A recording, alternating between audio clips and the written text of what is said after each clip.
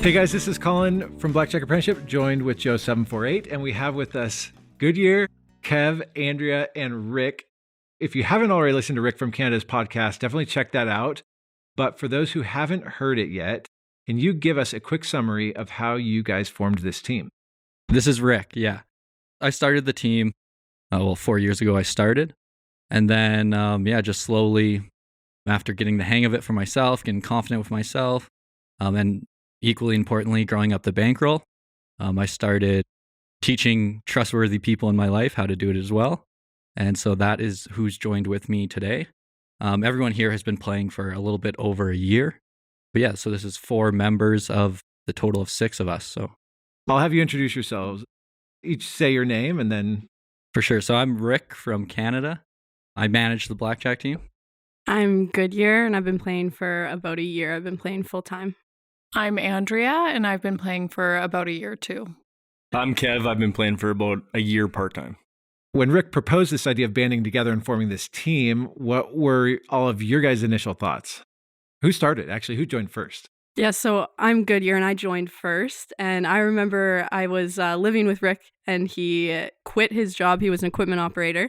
And he let me know that he had quit his job as an equipment operator. And I thought, are we going to be able to pay rent? I was a little bit hesitant. And I had just started kind of, understanding what he was doing and looking into it for myself. And then it was probably about 6 months later that I had started playing, and I quit my job as well. And so it was the 2 of us going into it full time. So you went full time right away, not worried about the income side of it. Yeah. So luckily, being so young, I have, if all else fails, I can fall back on my family. So I felt okay to take such a risk at a young age. But yeah, I was surprised by how much I got into it, and then just jumped full into it after probably about 6 months of playing part-time. We had like a crazy weekend where I went to a local casino and hit them really hard, didn't get backed off. And then I told Rick, I came home on that Sunday and said, I'm going to quit my job tomorrow. And he thought I was crazy, and I quit my job the next morning. Oh, that's awesome. Yeah. It's awesome because it worked out. Yeah, absolutely. Did Rick always have weird ideas and was always coming up with random things to do, or was this out of the blue? Yeah, we knew from when he was a kid. I've known him his whole life, and we knew right from the start that he was going to be an entrepreneur. He mentioned it on the last podcast that he started a racket stringing business for badminton rackets when we were kids. And somehow he made that work, even how small that market seems. He turned that into a business. And then he was always just very quietly hustling, and everyone could tell that he was going to do something huge. And growing up, my dream was always to be as much like Rick as I could. And so when I got into card counting, I realized that this is my opportunity to be as much like him as I can. So I jumped right into it. Wow. She doesn't talk like that to me when we're not on the air. Yeah. You got to put that on your phone and play it for yourself when you're feeling down. Don't get used to it. Yeah. And Andrea and Kev, what about you guys? What was your thought when he started doing this and wanted to put this team together? I was skeptical. He told me what he was doing, and I was like, yeah, all the power to you. Very supportive. And it wasn't until I saw his crazy results that I was like, okay, I've got student debt. I've got to do something. So yeah, I decided to learn it, and worked really hard for about 4 months, and was able to, on my 3rd try, pass a test out. And it's been an adventure ever since. Has it been what you were expecting it to be, or pretty different?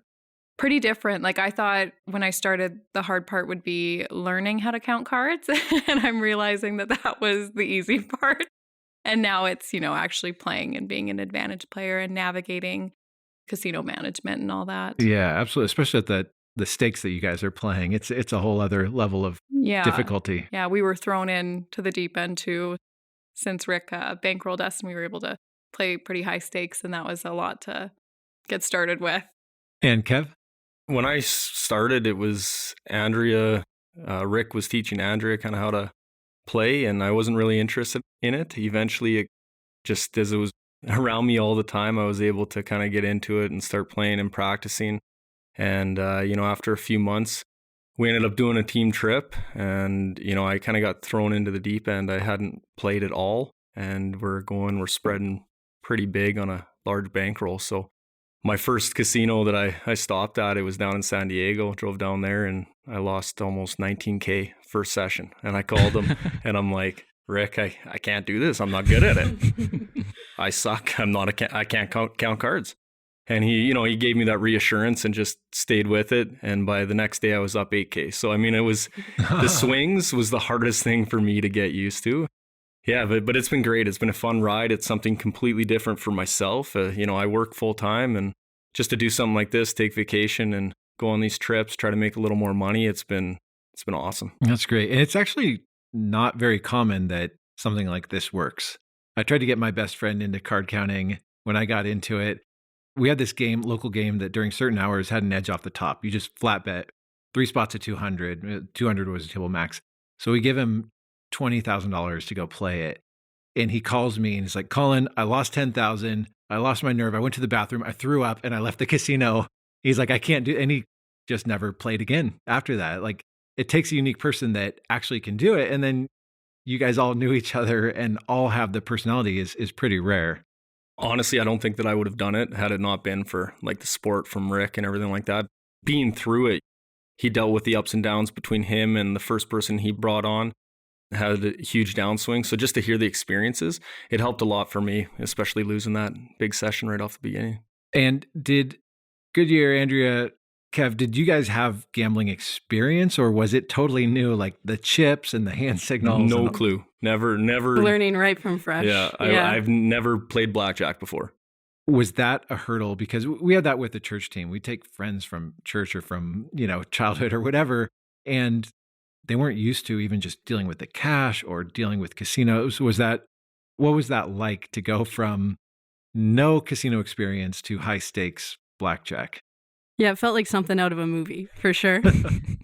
It made you, take it seriously and have some respect for it. Of course, when it's someone that you care about and someone that you love that you're going into business with, and they're giving you this opportunity to do something you have never done before, never even thought of doing before. It lets you know that, you have to take this very seriously, but it's nice to be working with somebody that you trust. And especially just the way that he manages as well. It made it so that it's more of a comfortable experience where he puts that trust in you and that trust in your game and knows that, you're both in this together and you're both respecting the agreement that you have. So yeah, but it was crazy to be gambling at those stakes right off the bat, having never played blackjack before and gambling with more money than was ever, I would think, would be in my bank account. Yeah, I remember showing up to Vegas and we go to the Cosmo and we're sitting there and there's 100K sitting there and I'm like, this is out of a movie. Goodyear said it perfectly. Like, it was nothing that I had really seen or experienced before. So yeah, it was different. Did you guys ramp up your bet spread just to get some experience, or was it just full bet spread immediately? Yeah, so what I've found is with the younger players in our group who just have less life experience in general, I definitely started them off at lower stakes, maybe just more comfortable games locally where they could kind of get like their feet wet as far as swinging money goes. And then with some of the older players who already have had that experience where maybe they have investments and stuff, I felt a little more comfortable to throw them into the deep end, like they're saying right off the bat. They've felt swings before, whether it be, not at the same level, of course, but they just have done those things. So with the high stakes play, there come the back offs. Anyone have any particularly interesting or memorable back off stories? I see people are pointing to Andrea. Yeah. When we were on the flight going to Vegas, it was like one of my first trips. Yeah, Rick said to me, he's like, yeah, this is going to be tough. And I didn't realize what all he meant. But we stopped at a casino in California. And yeah, I'm sitting there and I max bets out and I'm splitting tens. I split tens once. I get a 21 and then another 10. And so I'm buying in to resplit since the count was still there. And the pit boss comes over and smacks the table and says, that's enough. We're done. And they were going to kill the hand. Oh, no. The dealer's showing a 6.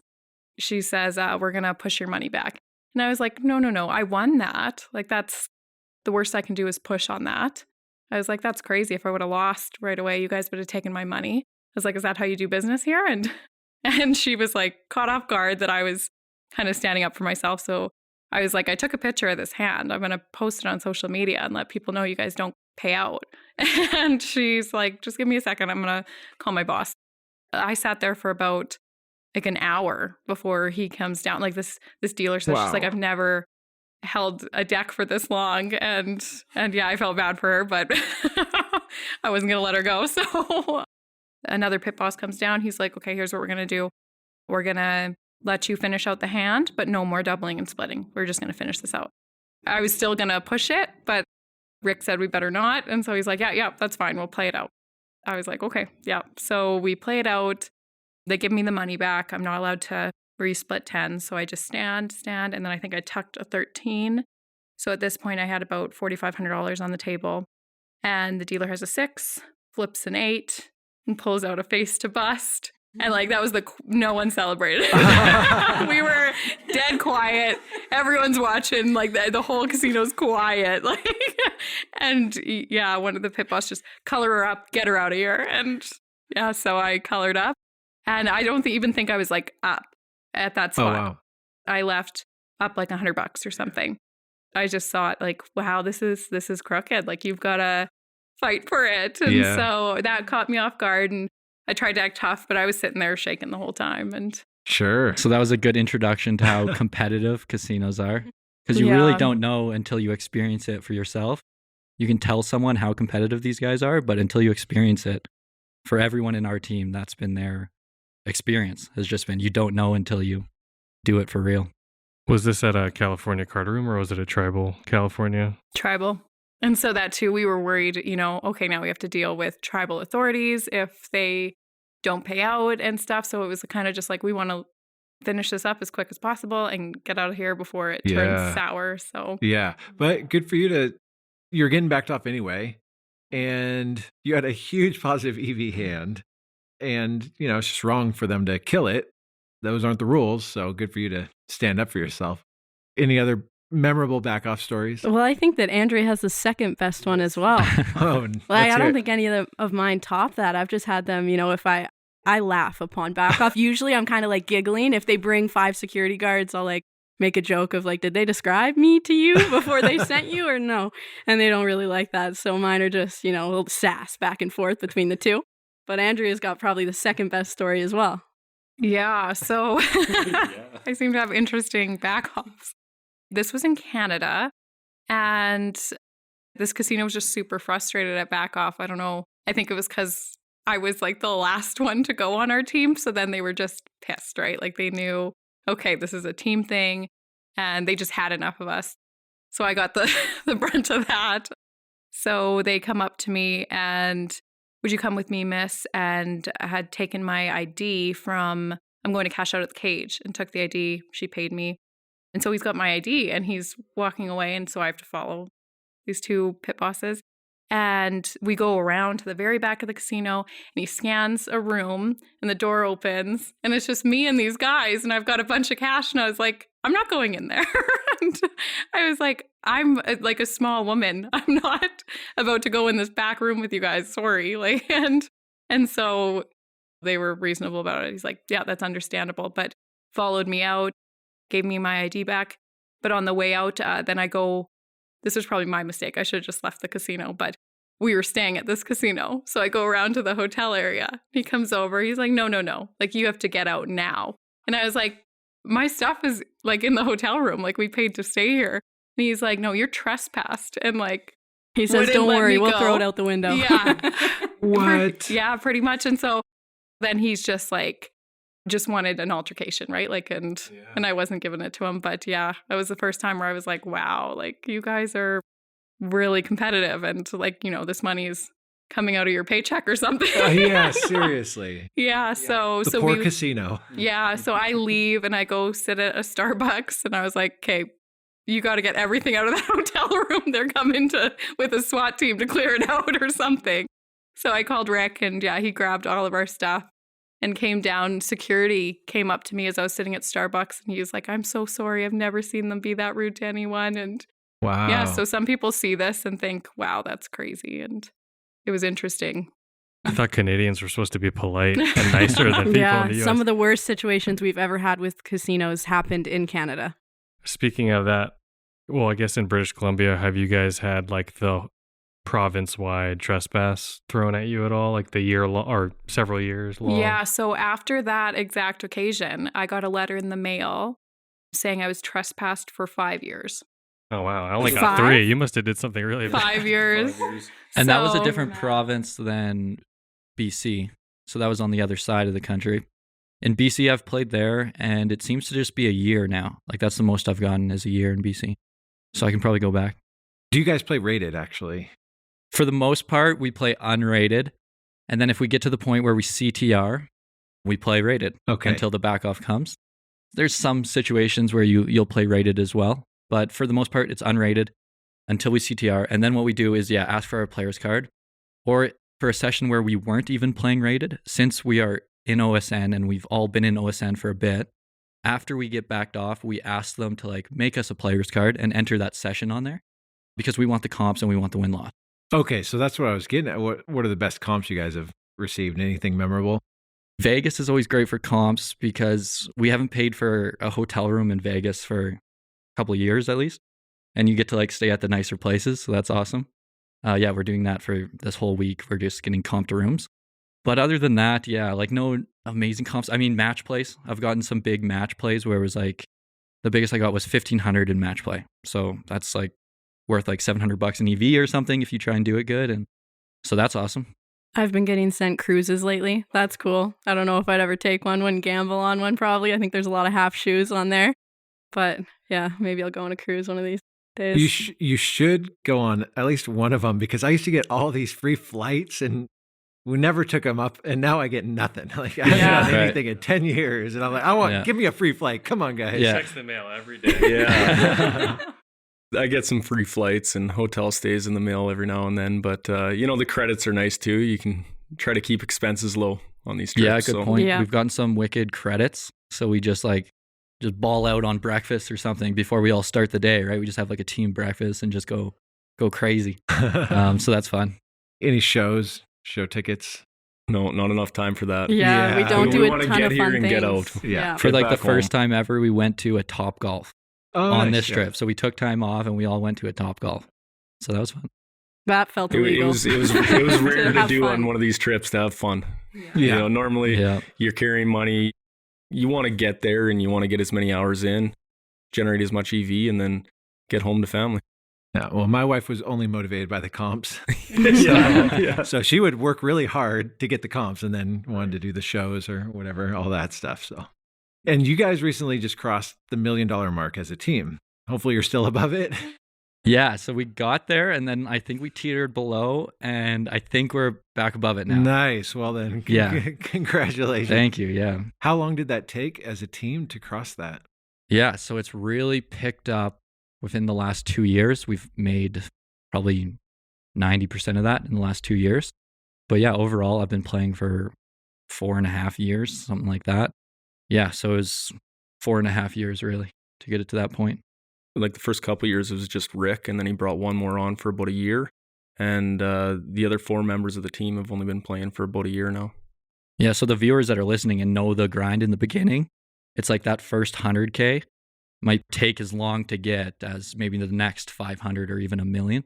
Speaking of like when you come here to work as much as possible and you go back home, how long are you allowed to stay here?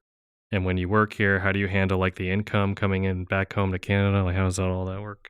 Yeah, so a lot of paperwork crossing the borders and whatnot. What we do is we all have bank accounts here in the States, so we're allowed to open that up as a Canadian. Yeah, we keep a little bit of money in there and we try to bring lots back home as well. We're allowed to be in the States 6 months of the year, so quite a bit of time, right? Yeah, so like last year I used up all my 6 months. Yeah, so as far as the money movement, yeah, if we're bringing cash over, you have to declare it like twice. Right? Like you have to declare that you're leaving, declaring that you're exporting, and then to the country where you're importing. You have to do all that. And then, yeah, since we're winning money in USD, then we have to like convert lots, which sucks. But we have a good source to at least convert for like the lowest rate possible. And yeah.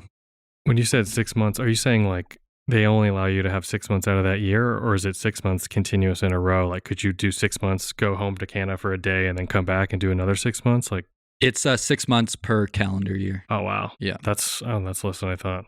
Yeah. So maybe if you're like doing some other vacation stuff, but for us, like, yeah, 6 months is a lot to be working anyway. So, and then that's just the US, right? So if you wanted to try some other areas, because we play at home as much as we can, we have plans to go overseas this year. So That'll be cool. yeah, we're excited for that.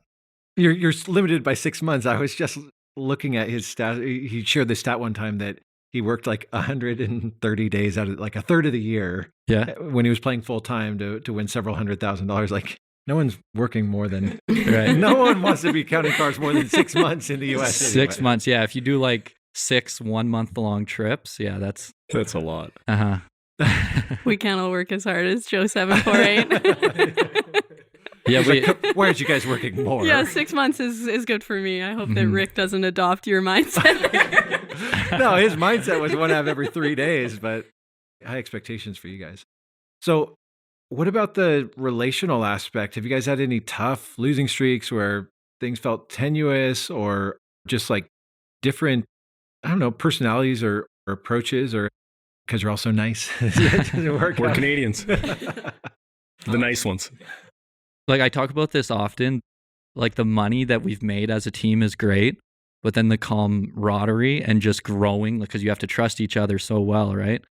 Growing that strength as a team has been like the best part, even better than the money. So it's honestly been amazing how good everyone works together. Of course, like we've had trips where it's like you're losing money on these trips, right? You can't win them all. Vibes are lower on that trip, but it's like no one's mad at each other, right? We fully trust that we lost that money for real. There's never any of that tension so far, and everyone just gets along well. And then I think it's important that it's a team thing, right? So if we're going to add any members on, I mean, like since our last podcast, I think we've only added one player. So it's like we're very, of course, specific with who we add on, and we want everyone to mesh together. So luckily, we have gotten the team up to 6. That's great. But for the most part, adding new members is just like never even looking to add new members. But then when it just works really well and they mesh with the team, then that's when a new member comes along. Yeah, and I think that's a great point. Like meshing is more important than anything. And we do have a couple members training and everything like that, but you got to make sure that, you know, they're going to fit in, that you can trust them and all those kinds of things. So Yeah, we've managed to get a team together here where it doesn't matter if we've won or we've lost. We're all just having fun together. So if you go and you win, like right now being in Vegas and we're up, it feels like such a treat because I could be in Vegas and I could have a ton of losing sessions back to back and I'd still be having fun with these people. So to be able to just have that gift of you're all just having fun on this trip. And if you make money, it's a nice bonus to the trip that you get to take with these people that you care about. Goodyear is really good at handling the losses. Who's the quickest temper during back-offs, like, of the team? The quickest temper? Yeah. the most sass would be Goodyear. Yeah. Yeah, Goodyear. I think so. I think I just like to show them that I'm not afraid of them because I definitely, being who I am, I'm a young woman. They always come into it trying to intimidate you. So any chance that I get where I see someone going on a power trip, I just like to kind of just match their level. I'll never go off. I'll never get upset. I just kind of match their level and I'm smiling through it. And that always manages to make them very upset. Even recently at the Bellagio, I was getting backed off. At the Bellagio, yeah. So he comes up to the table. And I was just in a super good mood. It was my first session of the day. I'm fresh. I'm in a good mood. And I hadn't even spread, really. And so they're coming over just by knowing who I am from another MGM, probably. And he comes over and he backs me off by name and he says, "No more blackjack." Well, what he led with is he said, if you're not allowed to play blackjack in Maryland, you're also not allowed to play at an MGM in Vegas. And I just was being genuine. I'm not from America, so I'm like, Maryland? And I was like, oh, Maryland is a state. Because I always thought that it was a city growing up. For some reason, I was like, oh, Maryland is the state, yeah? Because I'm trying to think of what casino. And then he lost it there. Because I have a smile on my face, and I asked that. And he said, that's enough. Get her out. Color up her chips. You're done. And just walks away yelling kind of to himself. And I was kind of laughing there. But it's stuff like that. If you're not afraid, they came up expecting to intimidate you. And it didn't work, and now they're upset. So that's kind of what I'll run into often. It just blows my mind that they're getting upset about this. Like, what is wrong with their day or their job or their Right? Yeah, it's they're like on edge. this money's coming out of their pocket. But I've actually never had a bad back off. And I do want to say that I do also preach that it's like when they're nice to us, we are as nice as possible. And even when they're not nice to us, for the most part, we are nice, right? Like we just want to leave like a good impact as a card counter that came in and was a nice person. So yeah, we try and keep that up. And for the most part, everyone's experience is, yeah, they are just nice and they have to do their job and back us off. Even Caesars, historically you hear how bad it is, how they have so many security guards walking you out. And I just got backed off. And again, guy comes up to me, shakes my hand. I've never had a bad back off. It's interesting. I think that casinos can be a lot harsher to women because they feel like they can intimidate them. It's really maybe. really Yeah, sad. I've seen that. Definitely seen it a few times. My back off at Caesar's Palace was absolutely insane. I sat down for maybe 3 minutes and didn't spread and got just the most horrific back off I've ever seen. They cleared out an elevator bay of people waiting so that they could escort me to my car, and they were yelling the whole time about how no one come near her, she's trespassed, blah, blah, blah. Yeah, it was bad for business. And I'm just walking through, again, smile on my face. I think that's what they don't like. But then you get the pit bosses that are in a good mood, or the manager, whoever it is. They'll like that demeanor because I'll never be mean. It's just some of them are upset that I'm not in a bad mood or I'm not scared when that's what they're trying to do. But if ever it's, someone that just wants to get you out of there and doesn't hate you, then you end up having a good experience. So I'll have so many times where, they're fist pumping me on the way out or saying, I hate to do this. I like the way you play. They'll tell me where to hit up next. So you get such a different variance. And it really just depends on maybe what I've thought is the narrative they get from the casino, the narrative they get from their boss about card counters and how they should handle this. That kind of tells you how they're going to back you off.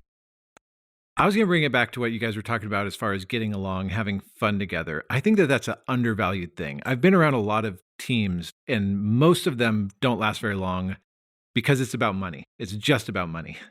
And I think people are like, oh, the church team think that we did something special. I think that the thing that worked is that we enjoyed each other. And it actually was kind of this larger team, but it was a core of about 6 or 7 of us. And David, who's in the other room, he was on it. And we enjoyed hanging out, and we all had each other's back, and we'd go on trips, like 2 of us at a time or whatever. But that camaraderie was what was special more than anything else. So I think that you guys hit on that same sort of thing. And just for people listening, that is really important, that you obviously that you trust each other, obviously that your skills are good, but that you even enjoy traveling together and doing this endeavor together. Rick, do you feel like, well, I'll ask you guys, do you think that part of that is his personality? He's done a good job of fostering that, or is it just you guys were already friends? Yeah, it really is hard to pinpoint exactly why we work so well as a team. But definitely, like I mentioned before, the way that Rick handles the team and kind of, I can't even put my finger on what it is or what certain conversation it would have been between the players. But I've just noticed everyone, and especially myself, it's just, you want to work hard because he's such a good boss that you want him to succeed. And you know that in that you're also going to succeed. And being on these team trips, if we're mixing our bankroll, it's like, we all lift each other up. We all want to have a good time, and we all just want one another to succeed. So I would say it comes a lot from Rick. And then also it just comes from, I don't know, some people that were raised right. I think we got to shout out all of our parents because, yeah, we're all just, we work hard, not in a selfish way, but we work hard because it's the right thing to do. And when we all have that mindset, then it makes it less about the money and just, working hard and let's see what comes of it. And so far it's been super successful, and the money has been there as well, which is awesome. But yeah, that's definitely not what it started as for us. When you have 4 to 6 people, you have the hours on your side versus just being like a solo counter. Are you looking at like super long losing streaks, or does it recover pretty quick with 4 or 6 people running around? There's 2 part-time players, and they combine their hours. And then for the 4 other players, they're all on their own numbers, unless we do like some type of unique trip where we're all coming into the same city. But those are rare. So for the most part, yeah, it's everyone else is on their own numbers. And luckily, these guys are strong enough to handle that, the extra variance within their hours. But yeah, the whole team has gone through like those break-even streaks that you see all over the forum. We could match all the ones that are said there. So yeah, we've definitely been through it, those long break hour streaks. I could say it right now. So on my own personal numbers, I'm on like a 600-hour break-even as far as my personal numbers go. So luckily that having this team and and starting this team they've been doing well while I've been not doing so good. And then so, a lot of people are saying, like in the beginning when I was starting this, that there's more risks with starting the team, and absolutely there can be. But when it's done right, it can even lower your risk because, like you guys are saying, those extra hours you get to benefit from. And then so now that the players, are going on, the ones that are winning streaks, they're buying more action, they're buying each other's action and whatnot, and they're kind of covering themselves through that to help navigate just having their own variance as far as their hours go. It's a bit complicated, I guess, when everyone's starting at a different time, so you don't just know exactly how to combine everyone's hours. We're learning as we go and trying to do it the best way we can. I just wanted to bring up, talking about variance and ups and downs. Our Las Vegas trip, I think we created well over 100K in EV, and we ended up losing on the trip. So, one of those things, and just the camaraderie and everything like that, despite the fact that we're losing, we all left happy. Like there's no issues there whatsoever. We all hang out outside of this. It's been an excellent team, and I mean, Rick's managed it well. He's been handling the ups and downs. I know I was probably one of his craziest ones with the ups and downs at the very beginning. So it's been great. I mean, it's been a great experience, and I love the teaching aspect of it as well. Having other friends come over and dealing them some blackjack and teaching them how to do it, see if they're interested. We never push it on anybody, but if they're interested, they'll keep coming back. So, And I know a couple of you guys have kids. Do your kids know what your trips are? They don't know exactly what the trips are, but the blackjack table in one of their bedrooms it kind of gives it away. So they've become interested in blackjack. There's not as obviously the gambling part of it or money exchanged or anything like that, but they're interested. And I mean, they're getting pretty good. They like it. Yeah. It's a good math exercise. So we have 3 boys and 1 girl. And the 3 boys are pretty good at math, and maybe one day we'll see. Do you show your kids blackjack, Colin? I remember like a year ago, I caught my 2 youngest kids at the blackjack table, like pushing chips back and forth. They're like, "We're playing blackjack apprenticeship." They didn't know what it was. Right. But yeah, no, my oldest, he'll train me, like, he'll deal to me, and he loves making me make a mistake. I'll be working on a like advanced technique, and my brain is like, and he'll mispay me, and I won't catch it. It'll be like, I just took $200 from you. He loves that, but awesome. I don't think he'll. We'll see. I mean, Yeah. they have my support if they want to pursue it, but they don't seem interested at this point. Yeah, absolutely. I mean, I think it's like, especially my oldest, as he gets to that age where he can actually go in, I think it'd be interesting. It's a great way to, make some money, and, especially when you're that young. I know Goodyear was able to do it, and, she started in Canada because you can be under 21. And then as soon as she was 21, she hit up the States pretty hard. My 21st birthday was spent driving to casinos. Well, hey, that's better EV than a lot of people's 21st birthdays. Absolutely, yeah. Absolutely. Normally you're just spending money. Speaking of Canadian casinos, what are some of the differences between Canadian casinos and U.S. casinos? The weirdest difference is that Canadian casinos play no hole card. So they only take 1 card, which even to me now, if I've played in the States and then I go to Canada, I'm waiting for them to pull their second card, and then I have to realize, oh, they don't pull the second card, or, then they have a 10 up and they pull blackjack after everyone's already doubled and done their splits. And for a second, it throws you off, like, what just happened? So that's a huge difference of playing in Canada, is there's actually a difference in the way that the game is played. Yeah, for sure. And then just the way they operate is oftentimes different. It's like there's not as much heat on you at the beginning, but then when it's done, they come at you really hard. And it's so, for example, Vegas, I was here 4 times last year, and it's just like, you can go in, get my back off, and I'm done. The casinos in Canada, it's like, go in, you get your back off, and a lot of the times you're never going to be able to come back. Or I haven't, at least in like the last 4 years. And then the way they handle like money and stuff is different as well. They can do annoying stuff to you. They don't have like the same laws where they have to cash out so quickly. So oftentimes it's like, let's say with the 10K amount, if it's anything under 10K, then it's just like snappy and it's amazing. And then like, that's awesome. But then when it's over 10K, it's like there's like all this stuff they have to do, and they can do shady stuff at the cage. And luckily we've always gotten paid, but it's a bit of a mess around because a lot of those are owned by the government, and it's just who's going to punish them. Yeah, that's what I don't like about Canada. Whereas like when you do the CTR, they like ask you what your occupation is, and here they don't. It was like, okay, what's your occupation? I'm like, investor. And like, what kind of investor? And I'm like, I don't know, leave me alone. Like like non-conventional asset, short-term investing. Like Something recently they've asked me in Canada too is where do you do your banking is a new thing that they said. This happened a couple of weeks ago. They said now we need to know where you do your banking. At the bank. Yeah. Right? It seems so weird to have to tell them that.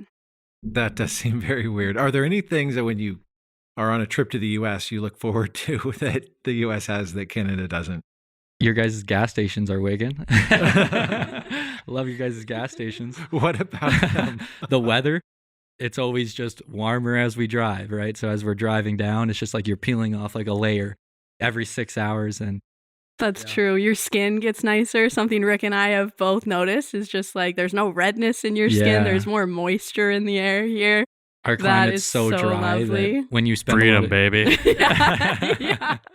everyone drives faster here. That's for Oh, sure. I the like speed that. limits? Yeah. Yes, the speed limits are like nothing I have ever seen. In California, it feels like it's just like go as fast as you can without dying. You don't Pretty even need to much. look at the what the speed limit sign says. Those are suggestions in California. You're on a windy road and the speed limit is like 50 miles and it's like anything over 30 and you're not making it down.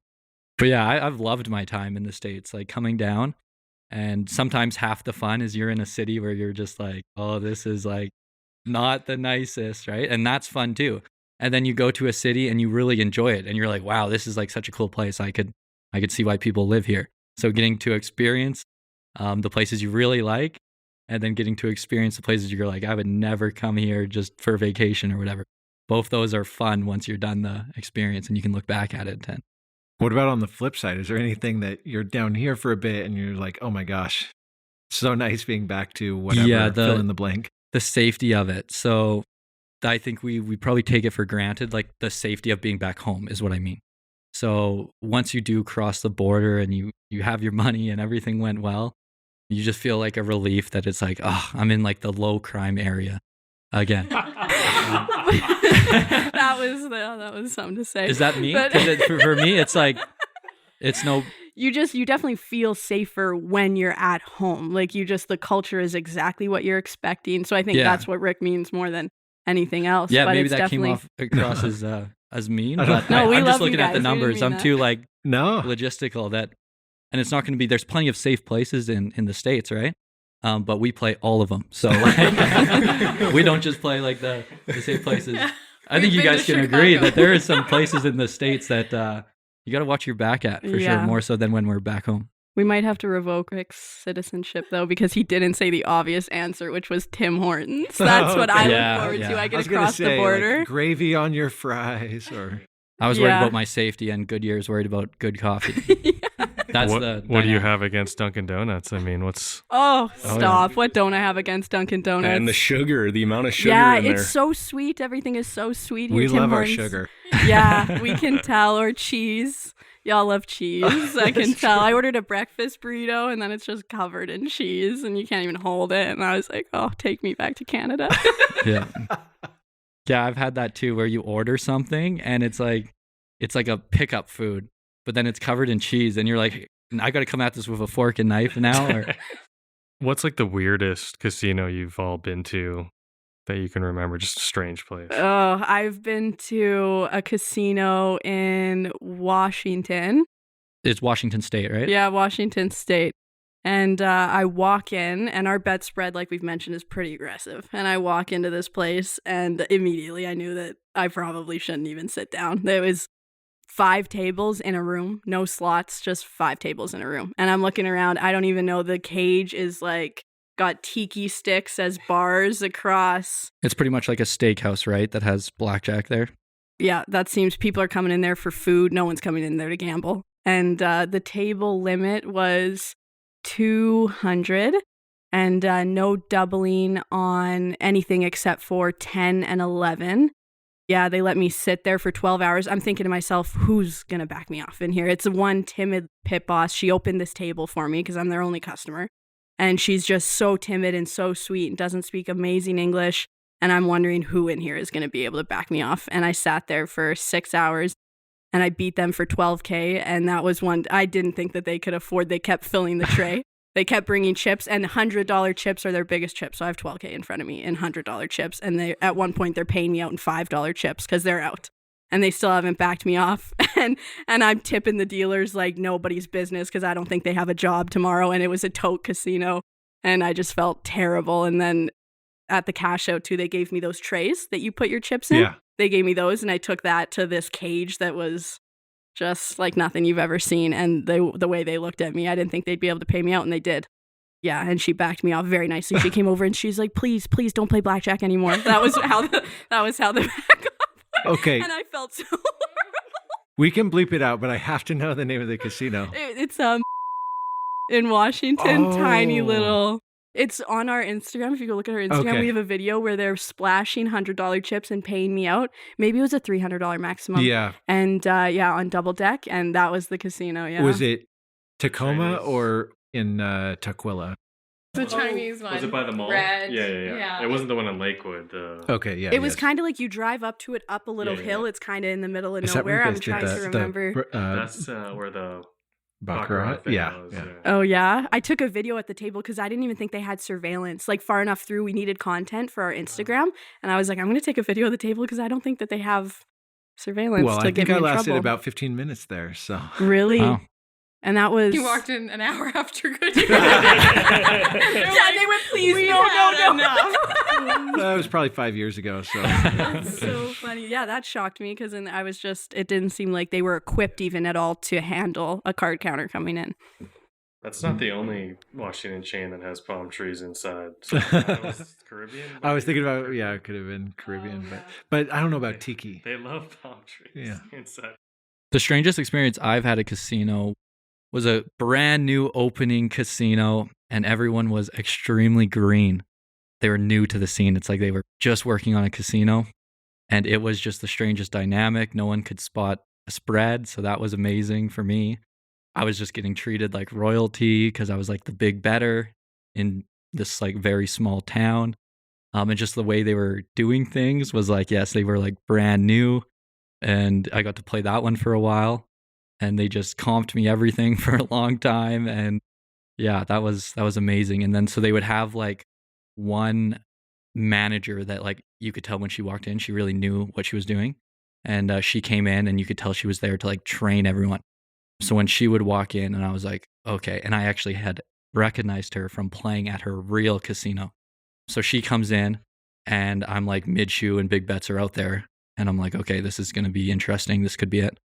So she's watching me, and the next shoe starts. And so I figured, okay, this is one of those rare times where maybe some cover play could be very useful. So she was watching me play. I start the next shoe with a bigger bet.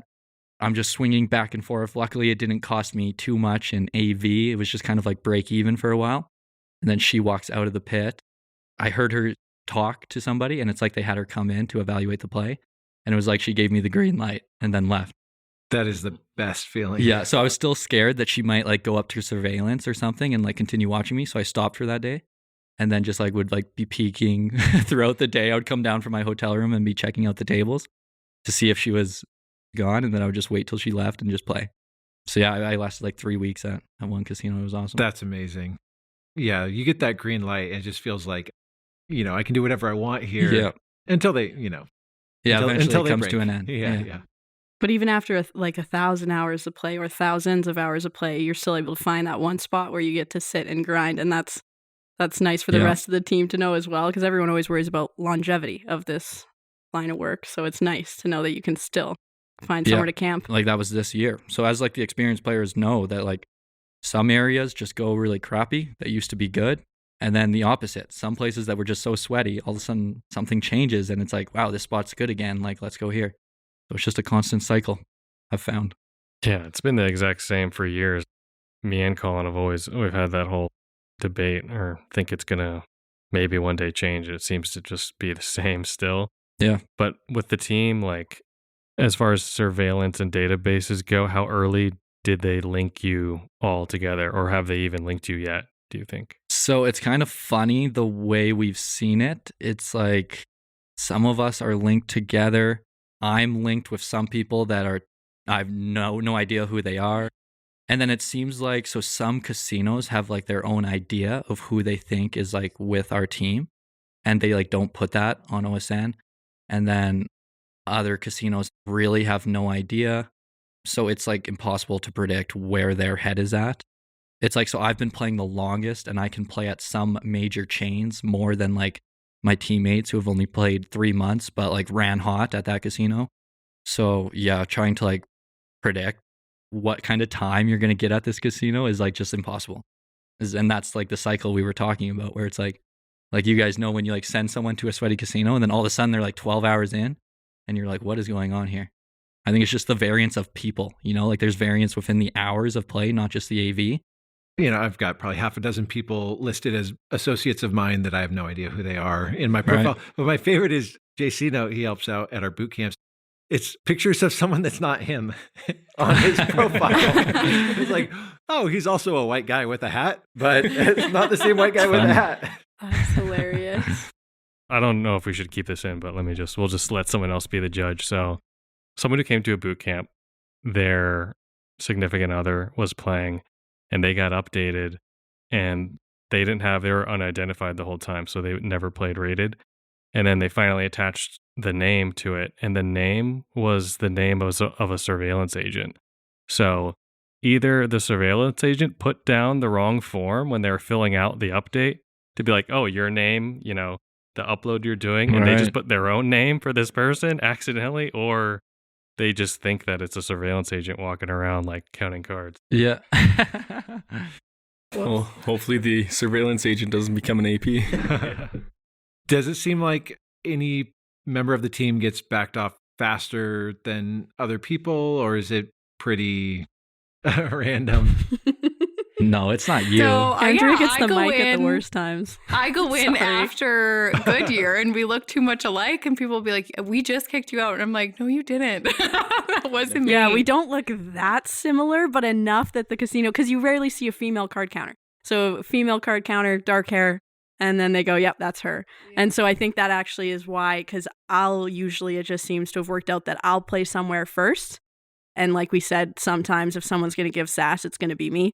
So maybe I've sassed a pit boss or the manager, and then they come to back off Andrea the next day, and now they're pissed because they think it's the same girl. She sassed me yesterday, so they're going to go down there and backroom her now. So it seems to be what happens to Andrea. Overall, on average, I think the females on our team get more hours per back off than the guys. Now, in the flip side, I think they're more memorable to go back, so they probably have to, like, the cooldown period is longer. Just in the beginning, they seem to get underestimated by some people, which gains them time in casinos. Yeah, I just played one and I wore a disguise. I had a blonde wig, and then I went the next day without the blonde wig. But the pit boss came over and asked me where it was. And that was super uncomfortable. I was like, it got really itchy. And I didn't we both know what's up. This is an uncomfortable conversation. But even there, we went to, Andrea went to Colorado, played some games there, got backed off immediately, and then went back about a month later and got about 20 hours in. And that was with the blonde wig. So, I mean, it definitely does work sometimes. I mean, not all men can pick out what a wig looks like, so. Yeah, I was playing in Harrah's and I had a wig and a hat on, and then I hit a CTR, so they had to ID me. He looks at my license, he's looking at me. He's like, is that a wig? And I was like, no, it's my real hair. And then, I play through the night, come back the next day without the wig, because I was like, well, who cares? He already saw me. And then comes over and he was like, I knew that was a wig. And I was like, no, I just got a haircut down the street. Rick, let's hear your craziest back off. Yeah, so early on in my career, I was in the state of Washington, still playing relatively lower stakes. And anyway, so I'm on one of my first trips alone and going through the state of Washington. I come up on a tribal casino and everything was normal. I was just doing my thing. I get the back off. General manager's being extremely nice to me, or the pit manager. He's walking me to the cage. I'm going to cash out, and then the cashier just sets aside $1,000. and starts paying out the other amount. And so I was like, what's with like the 1,000 you set off to the side? And they say, oh, you were overpaid, so we're not paying you that part. And I was like, what? Like, I was playing the whole time. They didn't say anything. Like, do you guys got to at least show me proof or something? Instantly, the general manager just starts calling the cops. Then sure enough, the cops show up pretty quick, and not just one, it was like 5 cops. And then I remember the first thing the cop said to me was, if you don't get the fuck out of here, you're going to be arrested. And so at that point, I just shut up. I looked at the cashier, I looked at the manager, I said, am I good to still just cash out the rest of the chips? And he said, yeah. And like the cop was like getting ready to grab me and was like told to like step down by the GM. And the cop did. And then they paid me out and the cops escorted me out of the casino. And so that was like the first time I got like a real realization of like the craziness, like the corruption that can go on between the law enforcement and these casinos. And of course, that was a tribal casino. So it was tribal police? Yeah, it was tribal. Oh, I was going to say, did you inform him of the law? Like, be arrested for what? But tribal police? Yeah, I didn't want to push it. He was serious. Yeah, he was totally going to bring me in if I pushed it. Do you have that in Canada where the tribal's up there? Does it have that same vibe of they could try to push things if they want to? Yes, we do have tribal police. But my overall experience with tribal, and especially in Canada, has been they are like overwhelmingly nice. So it's not to say that all of them are going to do this corrupt stuff. Some of like the funnest casinos, like the friendliest staffs, the friendliest backoffs have also come from tribal casinos. So I still don't skip them. It's just like, yeah, you have that thing where it's like if they really want to mess you around a bit, it's easier for them to do that. Tribal casinos in Canada, I still play, and they've actually all been great from my experience. I have a good story of a dealer interaction that's turned into a pretty iconic story on our team. Like I said, I started on my 21st birthday in the States, and I was in California, and so I probably got backed off 6 times on my 21st birthday, and this was maybe the 3rd or 4th, and I'm walking into this casino, and they asked for my ID at the table. It's an empty table, and I realized what I look like too, walking around in there looking for the right table. I look like just a young girl that's not very smart looking for a table to try playing blackjack at. And he gets my ID, sees that it's my 21st birthday, and I bought in, and he gives me chips. And as he's pushing them forward, he said, any questions? And I was like, no, I'll try it out. And then we're playing double deck, so I'm heads up, so the shoe takes like 3 minutes. And I get a monster count on the first shoe, so full 20x spread, 30x spread. And so I win pretty much every hand too. It's just like 5 back-to-back max bet hands win. And on the last hand, he's paying it out, and he like says under his breath, he's like, wow. Then he pushes the chips forward, and I said, any questions? And I was going to try to say it with a straight face, but then he started dying laughing, so I started dying laughing. And yeah, the back off came pretty quick after that. That was perfect. Yeah, that all had to go perfectly for it to be as funny as it was. It was the first shoe he dealt to me. Yeah, it's a good example of some staff members underestimating women. Yep. Sums it up perfectly. Any other stories you want to share? Kev, you have any blonde wig stories to share with us? No, I have no stories when I disguising or anything like that. I tried to shave up the beard and go with a mustache for a bit and then shave that off, but in Vegas, they're pretty sharp, so definitely getting limited time here. But like I said, I play part-time. I've played probably the least amount on the team. I try to go on these group trips and things like that, so it's fun. It's a new experience, and we don't have a lot of double deck in Canada, so I really enjoy playing double deck. So it's fun to come down here, and you can generate some pretty crazy EV with the double deck game. So yeah, it's been fun. So you guys mentioned posting to social media. You want to share where people can follow you guys? Blackjack Advisors is our Instagram, and you can go check out. Our team focuses on like the fun of blackjack. We don't have the most experience by far, but we focus on fun, and I think we do good at that. So you can go see that on our Instagram. Well, don't be too humble. I mean, 7 figures, crossing that mark is always a big, exciting feat. So you guys have worked your butts off, and sounds like you had a lot of fun along the way. Thank you guys so much for joining us and sharing your stories. It's been a blast. And as someone that ran a team, it's really fun to hear about other teams and especially the inside jokes and stories and camaraderie that come with it. So I wish you guys nothing but the best. Maybe you guys can come back when you hit the $2 million mark. For sure. It was our Absolutely. pleasure. Thank you for Yeah, having us. thank you for having Thank us. you so much. Awesome. So check them out on Blackjack Advisors on Instagram, and to learn more about card counting, check out blackjackapprenticeship.com.